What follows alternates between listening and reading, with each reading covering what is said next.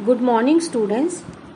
Today I am going to tell you about the chapter Money and Credit.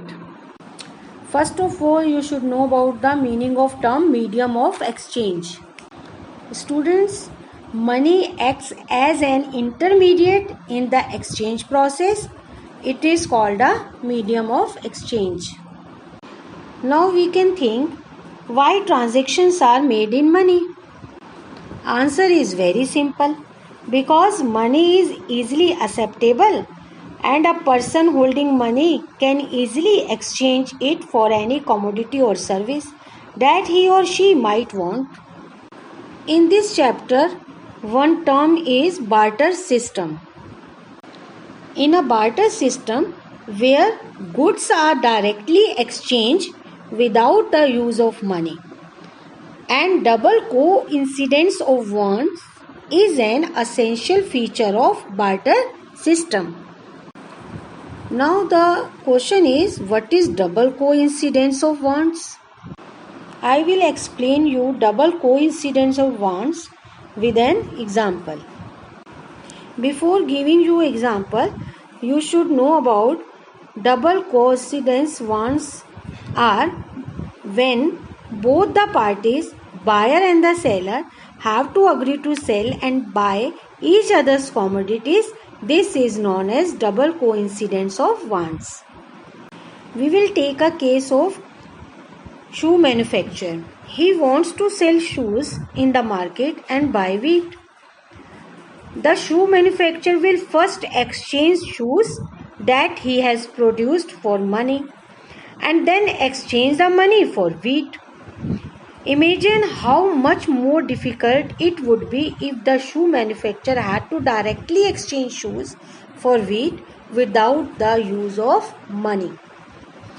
He would have to look for a wheat growing farmer who not only wants to sell wheat but also wants to buy the shoes in exchange. That is, both the parties have to agree to sell and buy each other's commodities. In contrast, in an economy where money is in use, money by providing the crucial intermediate step eliminates the need for double coincidence of wants. Next topic is modern forms of money. Modern forms of money include currency, paper notes and coins. Question is, why is it accepted as a medium of exchange? Reason is because the currency is authorized by the government of country. And in India, the Reserve Bank of India issues currency notes on behalf of the central government. As per Indian law, no other individual or organization is allowed to issue currency.